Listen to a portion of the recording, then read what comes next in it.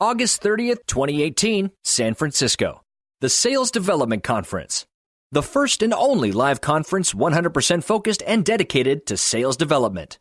Join over 300 of the top minds in sales development for a full day of learning, forging new relationships, and creating the next generation of sales development excellence. This year, we have dedicated tracks for sales development leadership, as well as a track for individual sales development representatives, including a full day of ultra-useful hands-on training. Bring your whole team to get the tools, research, and connections you need to accelerate your career and push your sales development program forward. Accelerate your growth at the Sales Development Conference 2018. Go to tenbound.com/conference to get your tickets today. That's tenbound.com/conference. You're listening to the Sales Development Podcast, the only audio forum focused and dedicated 100% to sales development. If you care about growing your skills and getting more new sales appointments, pipeline, and closed-won deals, you came to the right place. Subscribe to the show on YouTube, iTunes, or Spreaker, and be sure to go back and listen to all the episodes for the best strategies, tips, and tactics out there on running a high-performance sales development program. And now, your host, founder, and CEO of Tenbound at tenbound.com, David Delaney. Hello, everybody. Welcome to another edition of the Sales Development Podcast. I'm David Delaney, your host, back with one of my favorite guests, one of my first guests on the show, Mr. Matt Amundson, VP of Marketing with Everstring. How are you doing today, sir? Oh, spectacular. It's great to be back. It's great to see how much this podcast has grown in both popularity and just number of podcasts. So it's awesome to do something twice and sort of be there at the beginning and kind of now see all that it's become, not just a podcast, but also the incredible show that you guys put on every year. Last year was amazing, and this year is going to be better. So I'm super excited, Dave. Oh, thank you so much, man. I appreciate it. And you were one of the first guests on the show. Now we're going to be creeping toward 100 episodes, which is crazy to think about. It was over 18 months ago.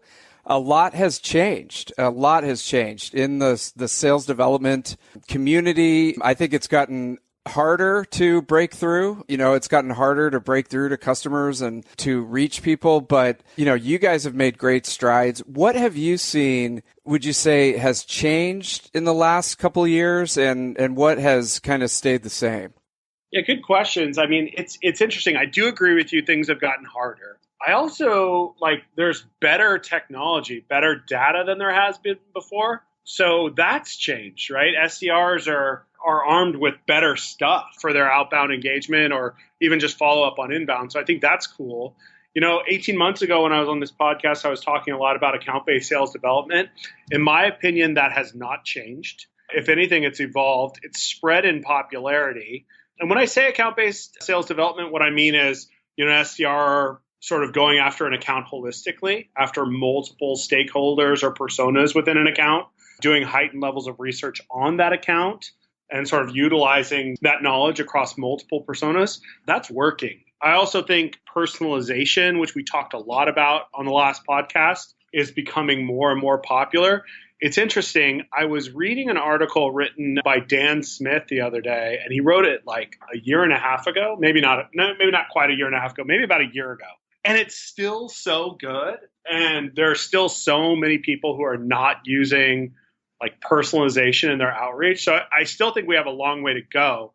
But I think what was true 18 months ago when we talked is true again now. I think maybe the primary difference is platforms like SalesLoft and others have gotten more and more popular. And it's interesting. What I see from those is a big parallel to what I saw about 8 years ago when I was working at Marketo and thinking about Marketo's customers and Eloqua's customers and Pardot and HubSpot as well, which is just kind of misuse. So I'm happy to unpack any of that stuff if you want to talk about it. But I think more people are sort of woke on what's the right way to do sales development, but not enough yet. Okay, so I got a few things there. So one is, a lot of new tools have been released, since we talked last, just only in 2 years. And those bigger players have solidified their position. We even put together a sales development market map a few days ago. We released it of all the different tools and programs and all these different things. Yeah. And so what I'm curious about is, with all these tools and programs and different things that are available to sales development, how has the operationalization, I don't even know if that's a word, but how has the operationalization evolved to keep up with all these things to really make them useful versus just kind of confusing to the SDRs? Yeah, that's a good point. I think there's, to your point and to the point of your infographic on all the new sales development tech, there's a lot of new tech. More and more people, I think, are getting hip to needing to have a single platform to deploy all that technology from. I think businesses like SalesLoft are doing a great job of really becoming a platform and not necessarily a point solution, and sort of allowing all of those new pieces of tech to sort of interact with it directly and bolster it. I think they're doing a great job with it. I don't think others are doing as well, but I think that's helping, right? I think Marketo and Eloqua both did a great job of this, 10 years ago, where they were letting all these new marketing tech pieces that were really kind of point solutions just interact directly with Marketo. And I think SalesLoft is doing the same. You see them bringing on some calendaring and some AI stuff, like what the guys at Nova are doing. Obviously, video stuff with, I think both Vidyard and Videolicious now work directly within SalesLoft. So that's really exciting. I think the more they've created that, the more they've solidified the space and sort of created a marketplace for all these apps to exist, which is really killer. I think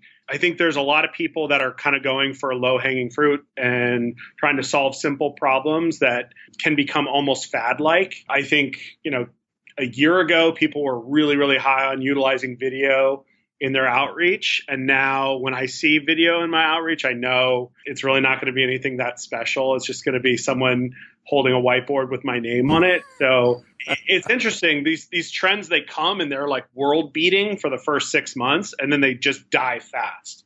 That's where I think the rise of the sales development platforms is really important, because it sort of allows businesses like mine to buy tech and to interact and to sort of connect it directly into that platform and use it, as opposed to having to log into multiple applications, which, SDRs just don't like doing. Nobody likes doing. Yeah. So it's the Salesforce App Exchange model, but just, focused in sales development. And there's some players that are definitely making strides in that area. I totally agree. I think SalesLoft is leading the charge. I think Outreach is doing a great job. And then, every now and then I get an email from somebody who's got, a SalesLoft or Outreach competitive product, but, they're playing from 4 or 5 years behind, and they don't have the ability to, sort of absorb all this extra technology. It's very akin to, sort of like the app world on mobile, right?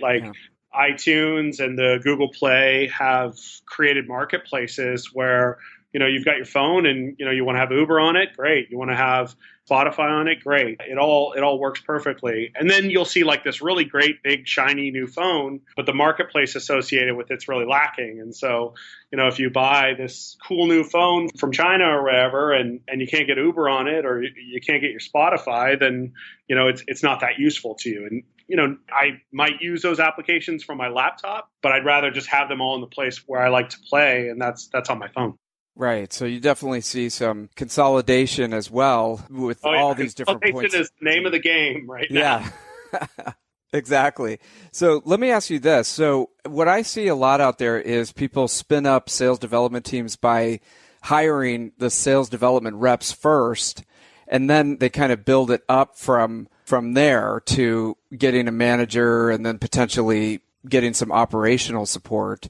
But what I see a lot is a lot of confusion and wasted cycles at the beginning, because, the sales development reps are trying to figure out the process at the same time. Do you ever see anything like that? Well, I see it all the time. I've never been an advocate for it. I think you and I talked about this at length in the last podcast, where, I'm much more of an advocate of, hire an SDR manager first, somebody who's willing to come in and get their hands dirty and do the job for a while and build out the process, and then slowly start to scale that across other SDRs. it's like a bigger initial investment, not by a lot. Essentially, instead of hiring 2 SDRs, you're hiring 1, but that SDR manager should be good enough and understand the game well enough to be able to perform as if they were 2 people. And really, by building that solid foundation, you can really build big on top of that.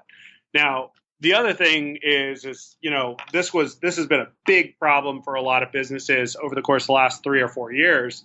Is there's just a lot of companies that are going to market before they're ready to go to market. Yes. And, they turn their guns and aim it at the SDR team and say, you're not building enough pipeline. When in reality, it's just like the market doesn't want their product yet, or the product's just really not viable.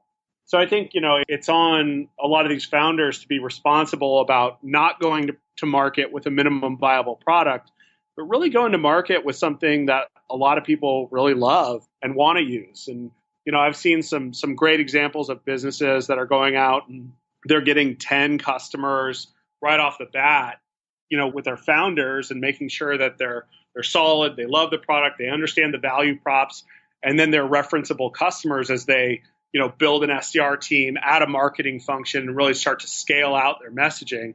I think that's a much more successful and has much longer term viability as a go-to-market strategy. I think people are getting wiser to that in 2018. So that's a nice change that we've seen. But I think, 3 or 4 years ago, it was like, yeah, let's get some SDRs. We'll put this product out. We'll try and get 100 customers, and we'll use that to fund our Series B or our Series A. And that just doesn't work. Yeah, that is so interesting. So if you were in that hypothetical situation and you were in a situation where the sales development program was struggling and it was basically they kind of put the cart before the horse in that respect, what would you recommend that the founders do at that point when maybe they started the sales development program too early before they really knew if there was product market fit? Well, I think I'm going to give you an answer that a lot of people won't like hearing, but it's really to downsize or eliminate the function until you are ready. Because, as you're controlling your business's burn, if you've got these expensive assets like SDRs that are running down your burn on a monthly basis and they're not providing value because you're truly not ready to sell product yet, you got to have that man in the mirror moment and let them go, which is unfortunate. And I certainly am never one who's advocating for SDRs to lose their job. But at the end of the day, it's like, if you don't have a good enough product to sell, you got to really think about it and make some tough decisions. Yeah. And I've never been in that scenario, but how do you find product market fit? I mean, I guess this is kind of a wider question, but if the SDRs are really knocking their heads against the wall, they can't get a meeting for this particular reason. What are 1 or 2 things that the founder could potentially do to figure out how to, repurpose this? Well, the interesting thing is it's not always visible from SDR work, or at least not like early KPIs, like meetings being set. I think just about like any solid SDR leader should be able to get people excited enough to take a look at a product, get into a demo, or at least see a sales presentation about it. I think where you start to see that you don't have product market fit is when, your win rate is below 10%, where your churn rate is at like 70%, and it's hard to acquire customers, and the customers that you do acquire, they're hard to keep, right? That's a better indicator of your overall product market fit. And unfortunately, it takes a lot longer to be able to determine that. And that's where you have to make tough decisions, right? And I think, as an SDR, if you're an SDR in an early stage business and, you're hitting your numbers, but your sales team isn't hitting their numbers, you got to look at that and you got to be a little bit worried. You got to put on your grown-up pants and make some decisions about your own career.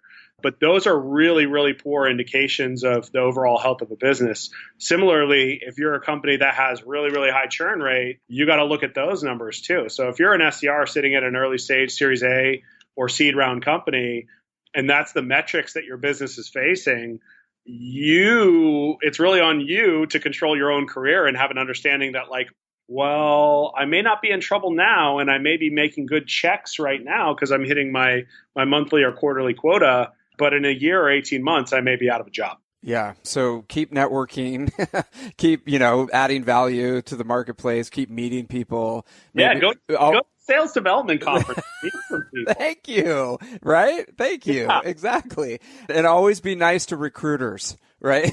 No matter what's going on. Thank you or no thank you goes a long way. And the thing about it is I think a lot of SDRs feel like things are out of their control, where really they're far more in control than they believe when it comes to their career. And at the end of the day, you are the master of your own career, right? You're piloting your own ship. And if you're seeing something that doesn't look right, if you're seeing rough waters ahead, like, we're at a good time in terms of job market, right? It's not a bad deal if your business is not looking so hot for you to sort of get off the ship and get on one that's doing a little bit better. Yeah. Yeah. And keep your numbers straight. I mean, numbers are the language of business, right? So, really keep track of what you've been doing, how you're converting, all the awards that you got and all that stuff so that you have a good story to tell no matter what happens. It just makes you more. Totally. Totally. I mean, I would never have a problem interviewing a candidate that came to me and said, Matt, I was at an early stage company. I loved it. I loved the idea. I was hitting my numbers, or I've been hitting my numbers. I am hitting my numbers.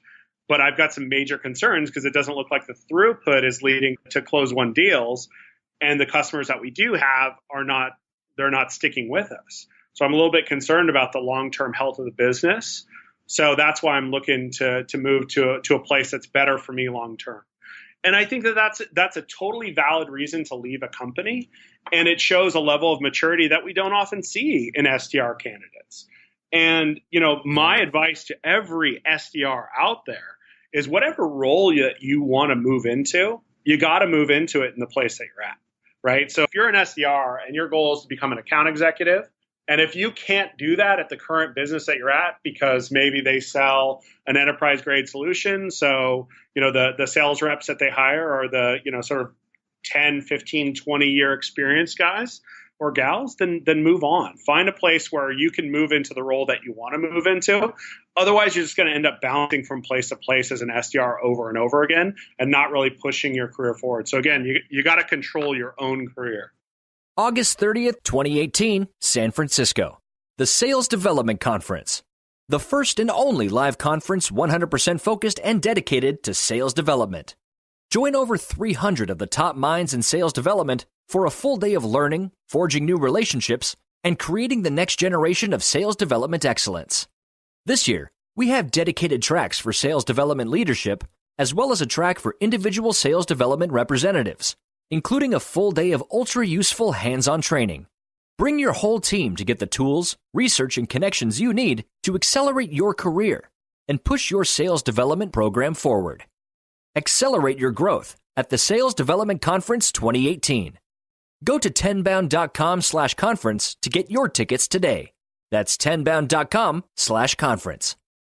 Big time. And even I've seen it where those companies do end up getting bought out or they fold, and a lot of really great SDRs are now looking for a job. And again, if you have your numbers, if you know what happened, if you're ready to step up, then I think that you can find something pretty quick. Totally. But let me ask you, another point you made was, I'm really interested in, now we've got we know that we have the product market fit. So let's put that one aside. We've got the product market fit. We've got a good thing going here. But we know that we need to personalize the message. The messages that are going out are way too generic. It's too easy to get caught in a spam filter. There's a lot more messaging coming out. How, from a high level, how do you equip an SDR team to be able to personalize, quick enough so that they're not spending their whole day researching? Yeah, I mean, this is an interesting point. I think it depends upon the audience that you're serving. So if you're a small to mid-sized business SDR versus an enterprise SDR. On the SMB side, I recommend personalizing the subject line every time. So to use your word, we fully operationalize that process. So in SalesLoft, we don't put any subject lines into the cadences that we use. So an SDR always has to personalize. And that's the perfect place to personalize an email. And let me explain to you why. A subject line of an email is essentially just an advertisement for what's in it, right? And if you're thinking about the prospect that you're trying to get a hold of and what their email inbox looks like, it's full of garbage, right? It's just full of the same old stuff. Download this ebook, check out this white paper, join us for this webinar.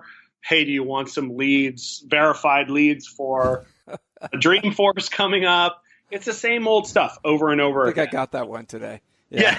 Go ahead. I got a few of those. And, if there's like a subject line that's like, hey, Matt, like, let me get your marketing team doing the 8 clap because I know you went to UCLA and that's sort of like the cheer that UCLA does. Or, like, let me get you Paul Bunyan's axe, which is like, the Wisconsin-Michigan football game, I think. If I'm wrong, and that's terrible because I'm a football guy. But like, it's those types of things where it's like, whoa, that stood out. Right. And then if you just kind of make good on that promise for like the first sentence, right? So if it's like, hey, Matt, I want to get your marketing team doing the A clap. And this is like the first sentence of the email is like, hey, Matt, I went on your LinkedIn profile, saw you went to UCLA. That's so cool. Chip Kelly's their new head coach. I'm sure they'll be great in football this year. Hey, the reason for my outreach was, right? So it doesn't feel like, oh, I just kind of fooled you on the subject line, but like now here comes the completely canned email. That just goes a long way, right? That goes so far because now I've opened the email and now I'll probably spend the next 15 seconds just reading what you got there. I'm a big advocate for keeping emails short. I'm also a big advocate for, SDRs should do the one to few or really one-to-one email outreach. So really make it about the person in the company that they work for and let your marketing department do the blanketing, right? Let your marketing department educate the market that you're going after. I see, we talked about this at the top end of the podcast. Like I see so much misuse of sales acceleration tools where people are just like, hey, we don't want to use Marketo or Eloqua anymore. We'll just use, outreach and we'll have the SDR send 1,000 emails a day. It just doesn't work that way. You're not going to get engagement, right? Where the call to action is something like, hey, download this ebook or this white paper. That should be coming from your marketing department. And the SDR should be having those human interactions. So I think the more people that start to get hip with that, the better off they're going to be. But personalization, it works. It still works. It's still a huge part of our overall go-to-market strategy. We just let our head of demand do the blanketing to our total addressable market. And then we let the SDRs do the more personalized outreach. And it works beautifully. Okay, cool. So from their perspective, they come in and they need to write a personalized message to someone. What are 2 or 3 things that they have to do to get that personal information and get it as quickly as possible so that they can move on to the next one or keep their day going? Because I'm just curious, like how to do that as efficiently as possible so that you can have a meaningful message, but then not get too bogged down. Yeah. I mean, I think everything that you like, if you're doing this at scale, everything that you need to know about a person is above the fold in their LinkedIn profile, right? A lot of people have personal descriptions of themselves. You can utilize their own words against them. Almost everybody in a professional position nowadays has gone to college, so you can always reference the school that they went to. That always works because, again, those aren't fields that people store inside Salesforce, so they can't be tokenized. But you don't have to go super deep. I mean, the more you know about an organization, that's great. But again, any account knowledge that you gain in research can be utilized across multiple personas and can be utilized in multiple emails. So if I'm looking at you, David, like I could just go to your LinkedIn profile and see that, you're the CEO of Tenbound and you were at Infer and you were at, Glassdoor, and I could reference all that very quickly without having to do major levels of research. So, I keep the research on an individual to 3 minutes or less. Okay, excellent. And so one thing that I read that you posted recently, a couple of things. One is SalesLoft put out some research on there's kind of a sweet spot of personalization. You don't have to be 80%, but to your point, it's like maybe 30% of the message can be personalized, and that's what actually ended up getting the best response. Yeah, right? I mean, we follow a rule here where we do 10-80-10, where the first 10% is personalized, the next 80% is totally canned, and the last 10% is personalized. We don't always do 10-80-10. We might just do 20% at the beginning, and then the last 80% can be canned. But again, there's a level of creepiness that you want to avoid. You don't want to know much about a person. And the reality is there's so much about every individual on the open internet that you can get, but you want to stick away from that as much as possible. It's like, If someone's putting something in their professional headline on LinkedIn or in their description, to me, that's fair game. And really, all they want to know is that you've done some level of research on them and the business that they work for. And people will give you the time of day. It will happen. Okay, so go on, get 2 or 3 points, 3 minutes, pop it in, and go. And then the other quick thing I wanted to mention is you had posted something about FIRE, which was an acronym. I can't remember what it stands for, but it's some research that you guys did around how to think about personalization and timing. Yeah, so it's a little bit bigger than that. Okay. It is my proposed new way for businesses to go to market. And in my opinion, it's really high time for companies to evolve. We talked about there's great new technology. There's also really great new data that's available. And if you can start incorporating that into an overall go-to-market strategy, you can really crush. I mean, really crush. So when we talk about FIRE, we're talking about 4 points of data. The first being fit. Now, Everstring is a business that can tell you how fit a company is to buy your product. And I don't want to make this podcast a commercial for Everstring, but it is important to think about that. When I think about all the reasons why an SDR passes a meeting and an AE doesn't accept it and create an opportunity, it generally boils down to 2 things. One, the AE says, this is not going to work out. This company's not a good fit for us. Or 2, this company's a good fit, but the timing is off. So yeah, maybe this is an opportunity in 6 months or in 3 months, but now is not the right time. They don't want to do anything. And what FIRE does is it really eliminates a lot of that. And so the first point being fit, you only want to be prospecting into accounts that could actually buy your product. That just makes sense, right? You don't want the first thing an AE to say is dude, we sell the financial services business and you bring me a retail company. This isn't going to work at all. Right. And the second thing being intent, right, and timing. So the I in FIRE is intent, right? We use Bombora for that. It's fully integrated into our platform. We do sell it. So full disclosure on that. But intent will tell you when businesses are doing heightened levels of research around a specific topic, right? So if you're going to prospect into an account that's a good fit for your business, wouldn't you want to call into an account that's looking for a solution like what you have? So marketing automations platforms like Marketo and Eloqua and Pardot and all that, they've always been able to measure engagement. Did this person come to the website? Did they download a white paper? That's great. But it's missing the big picture, which is all the companies that are looking for a solution like yours, but don't know about you, right? So they may be on Forbes.com doing research on digital transformation or CRM or, new HR solutions or things like that. And they don't know you. Right. But you still want to have that data. You still know that that's important for you to know about. Right. And those intent topics, they have to be very specific to your business. Right. So to me, the gauge for it is, hey, what if I came to a salesperson and showed them 10 companies that were all looking at, or all doing heightened levels of research on a specific topic, would that salesperson drop everything and want to call all 10 of them? And to me, that's the major litmus test. And a lot of places that have just bought intent on its own, they fall down on that, right? Because it's oh, well, yeah, they were surging on this specific topic, but it's not really that important to my business. And we had some fits and starts with that, but I think we've got it really dialed in now. Secondarily, if a company is showing intent but isn't a good fit for your business, it doesn't even matter, right? It doesn't matter. If you tell me that, Sarah High School is looking heavily at predictive analytics, I don't care. They're not going to buy from me, so it doesn't even matter. So marrying those first 2 are really important. The R is just recency, right? So how long ago were they looking for a solution?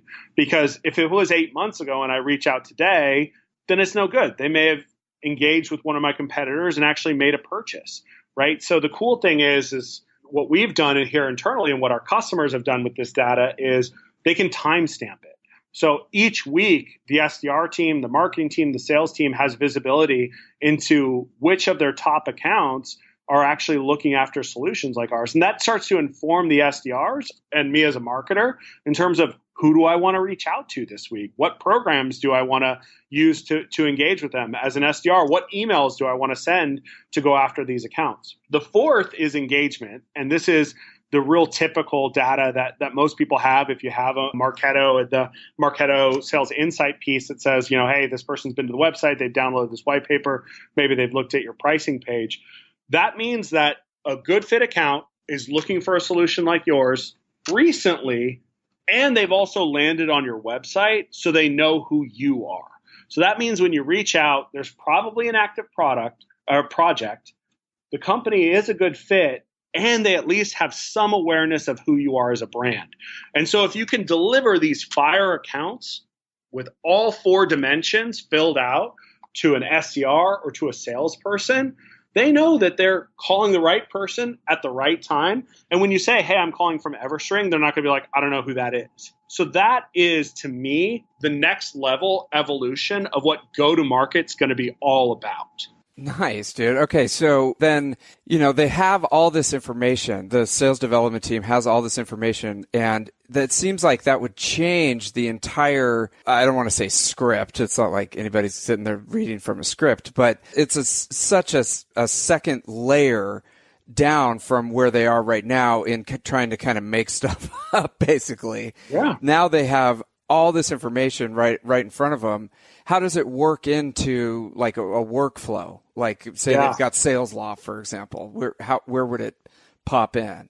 Yeah, great question. So all this information is going directly into CRM. So when the SDRs are looking at like, okay, who are the accounts that I'm going to target this week? They've got a pre-built report that says, hey, David, here's your top accounts that were surging this week. And these are the topics that they're surging on.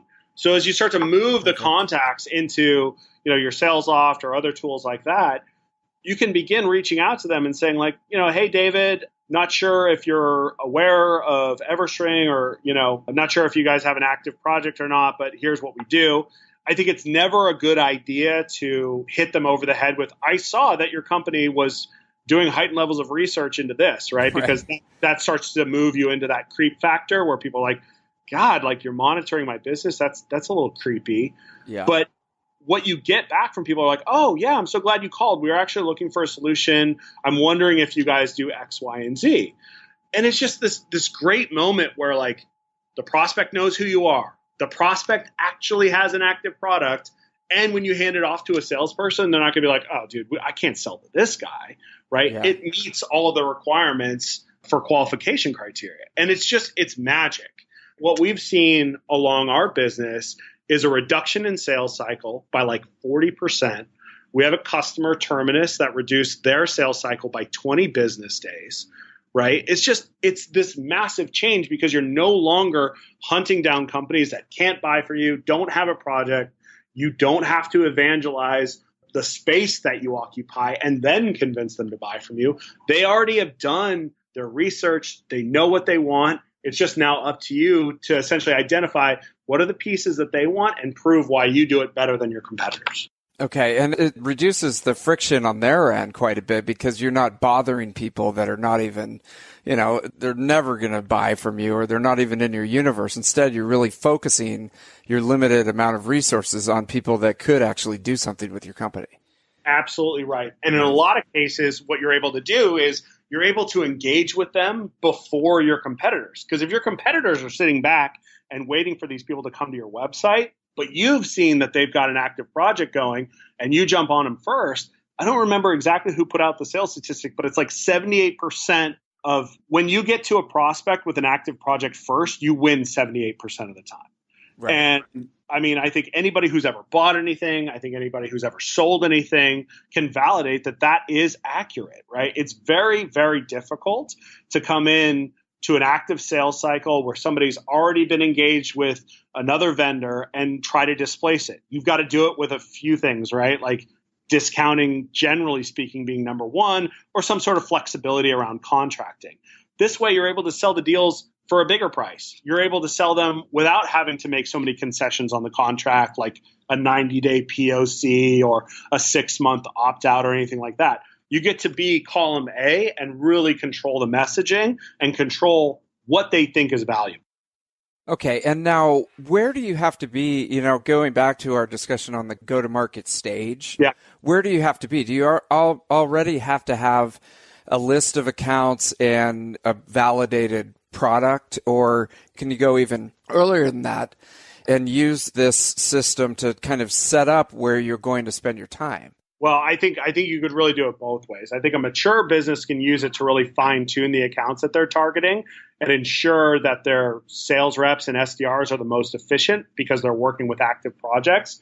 Or two, you can utilize it the way, customers like Snowflake utilize it to see, oh, there's these really great high fit accounts in this region, and there's a lot of activity there. We might want to go add another sales body in the Great Lakes, or in the Mid-Atlantic states, or maybe down in Florida, or someplace where we don't have a lot of resources. And people are using this data for their hiring plans, for their growth plans, for their expansion plans. There's a lot of different ways to utilize this data. And there's really small companies that can benefit from it as well, right? We sell to customers that have 10 or fewer employees who want to come in and sort of ride the wave as disruptors and, move into a space that may be crowded or may have like a really strong incumbent. And they start reading the data, that intent data that says, hey, they're looking for a solution like this. Let's get at them before that 300-pound gorilla gets in the room and sort of dominates a sales cycle. Right. So this could be a game changer on a lot of different levels, and you guys have it all in one package. Like theoretically, I mean, just have a level playing field. Could somebody piece this together if they were some kind of operational genius to set it up for their sales development team, or is that just like never going to happen? Well, I mean, I think there's probably stages to how you would potentially do that. Yeah. There's people who just want to be account focused, right? And they can just build a target account list and go after it. I think when you layer on a platform like ours that says, hey, I want to be able to operationally build a list of target accounts and have that dynamically change as these businesses grow and shrink, and have events like funding or hiring of a specific persona within their business, then it gets really difficult. It gets really hard to do that with people. And then the intent piece is just impossible, right? I think Bombora is the market leader in intent data. I think they've done a beautiful and brilliant job with it. But one of the things that I've seen that people have fallen down with intent data is when they can't marry it to what a good account looks like, they really struggle. Because the thing is in the scenario I laid out to you earlier, if you're a marketer and you bring intent into your tech stack and you're like, hey, salesperson, this company is exhibiting intent, I want you to call them, and you set up an SLA, you got to call them within a day or something, but the account sucks, they're not going to call it, and they're going to lose trust and faith in things like intent data. So that's really critical, is marrying those two together, right? Because it just doesn't matter if an account you can't sell to is exhibiting high intent, right? It just doesn't matter.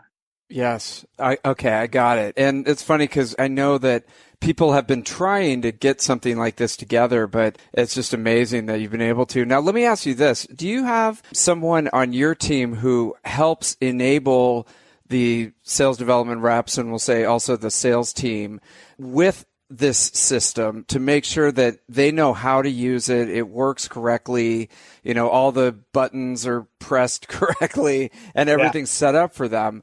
How do you have your team kind of set up to support the sales development reps and the AEs? Well, as you know, I've got a brilliant SDR manager here by the name of Jack Veronin, who is incredible and very dynamic. He has the ability not only to sort of teach the day-to-day, but also is a wizard with Salesforce and his ability to build, reports and views for them to operate out of. So that's incredible. And that's something that a lot of people probably don't have. In addition to that, we also have a VP of Biz Ops who sort of handles both sales and marketing operations and is very, very capable and does enablements whenever we're rolling out a new process like this. And I mean, I think that your point here is really, really important. If you're going to build a sophisticated system like this and not enable the SDR or AE team on how to use it properly, you might as well not do it.